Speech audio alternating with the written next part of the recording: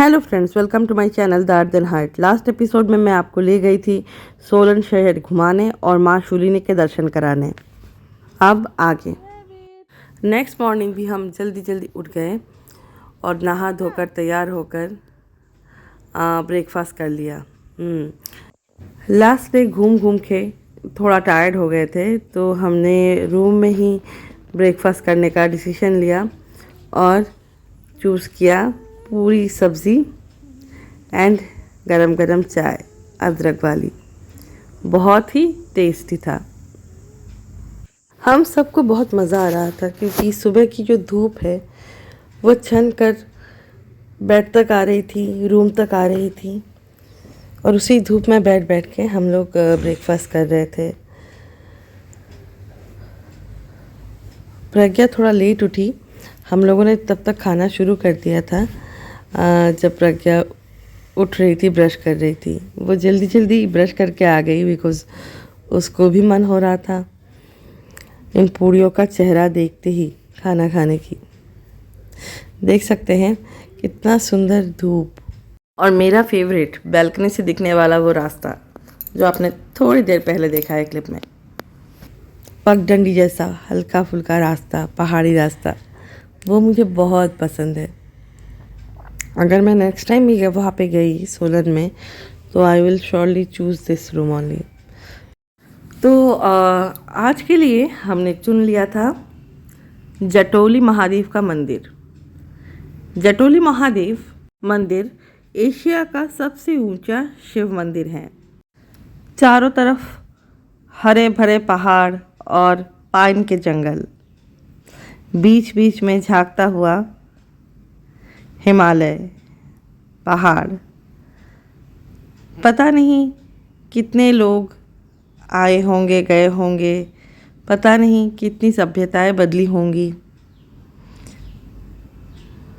पर यहाँ पर खड़ा होके ये पहाड़ सबको देख रहा था, सबके बारे में सोच रहा होगा। काश पहाड़ भी बोल पाते तो पता नहीं कितने सारे इन्फॉर्मेशंस वो अपने आप ही बता देता। जाते जाते हमें एक वाटरफॉल दिखा छोटा सा, तो प्रज्ञा को अच्छा लग गया तो हम रुक गए। प्रकृति ने किस तरह से ना पानी का सोर्स दे रखा है ताकि लोगों को दिक्कत ना हो, जीव जंतुओं को दिक्कत ना हो। इसलिए कहते हैं ना प्रकृति को माँ। माँ जानती हैं कि किसकी क्या ज़रूरत है। थोड़ा टाइम वहाँ पे स्पेंड करके हम फिर आगे बढ़ चले बिकॉज़ देर हो रहा था। और जैसे कि पहाड़ी रास्ता है ना, तो शैडो जल्दी गिरने लगता है। तो रोड कंडीशन वाज गुड, बुरा नहीं था। तो ट्रेवल अच्छा ही था, सूदिंग ही था। चलते चलते मुझे लगता है ना कि पहाड़ी इलाकों में घूमना मतलब एक डेस्टिनेशन से दूसरी डेस्टिनेशन में जाना जितना इम्पॉर्टेंट है, इक्वली इम्पॉर्टेंट है वहाँ का रास्ता। तो ये है जटोली महादेव का मंदिर। आप देख सकते हैं समुद्र मंथन की घटनाओं को कितनी सुंदरता से उकेरा गया है दीवारों पर।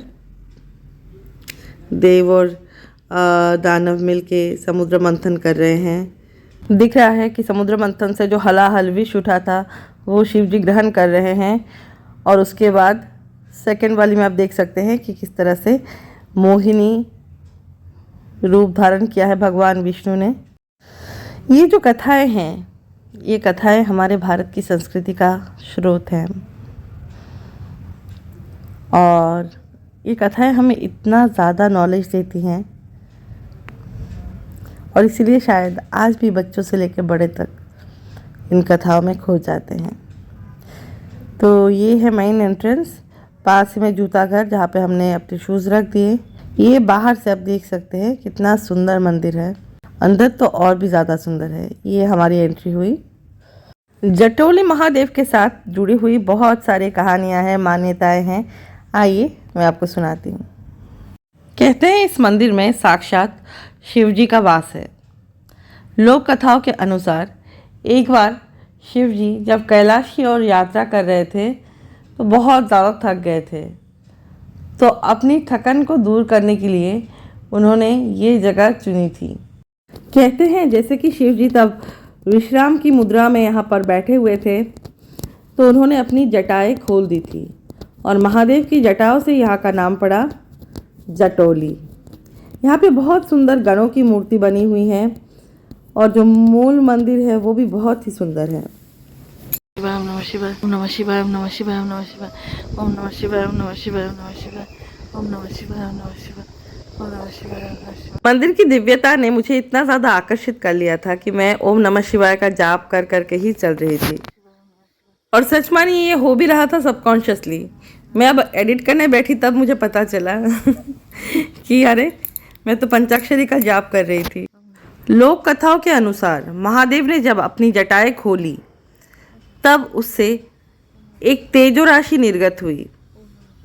उस तेजो राशि यानी एनर्जी को इस पर्वत के हर एक कण कण में अपने में समेट लिया और आज भी वो एनर्जी, वो तेज सेव्ड है यहाँ के हर एक कंकड़ पत्थर कण कण में। कहते हैं महान शिव साधक और तपस्वी श्री कृष्णानंद स्वामी जी जब यहाँ पर आकर पहुँचे तो महादेव ने उनको ध्यान अवस्था में सूचित किया कि ये वो जगह है जहाँ पर उन्होंने खुद विश्राम किया था।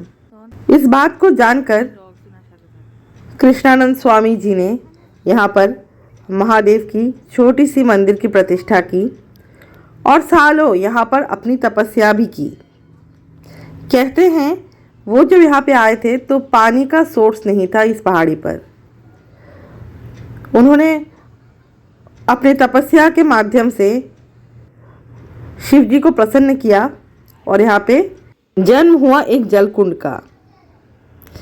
पहाड़ी हरी भरी हो गई, मॉइस्चर रिस्टोर हो गया और कहते हैं इस जलकुंड के जल को जो भी स्पर्श करता है उसके रोग, शोक, कष्ट आदि सारी जो निगेटिविटीज होती है ना लाइफ की वो सारी मिट जाती हैं। विशेष आभार मंदिर समिति का जिन्होंने शिव पूजन के लिए सारी व्यवस्था रखी है। जो भी वहाँ जाता है वो अपने मन से शिव जी की अर्चना कर सकता है। इसकी व्यवस्था वहाँ पे रखी गई है प्रॉपर्ली। हम तीनों ने ही पूजा की एंड सच मानिए बहुत ज़्यादा पॉजिटिविटी का अनुभव हुआ।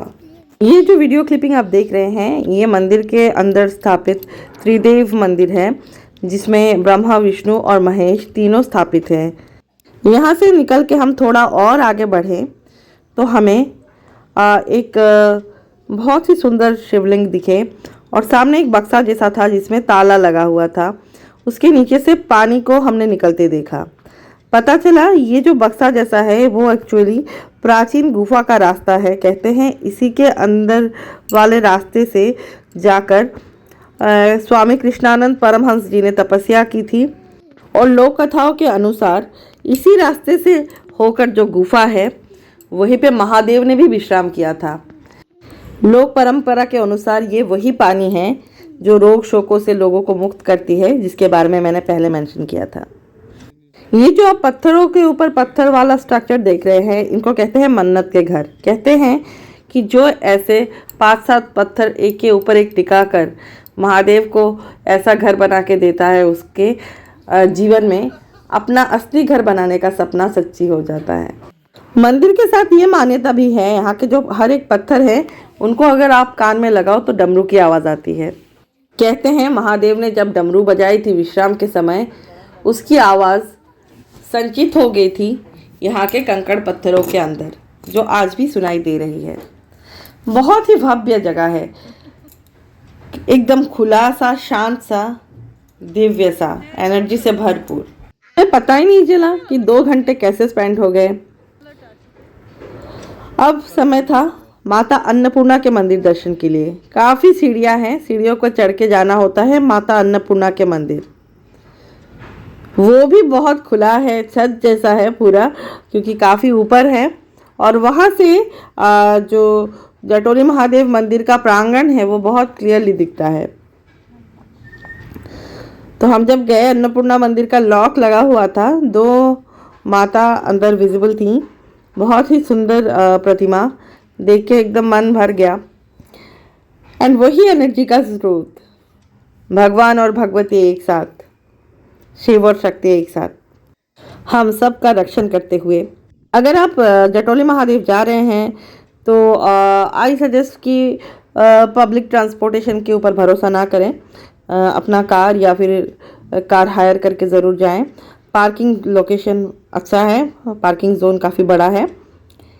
एंड कैसा लगा आपको ये ब्लॉग?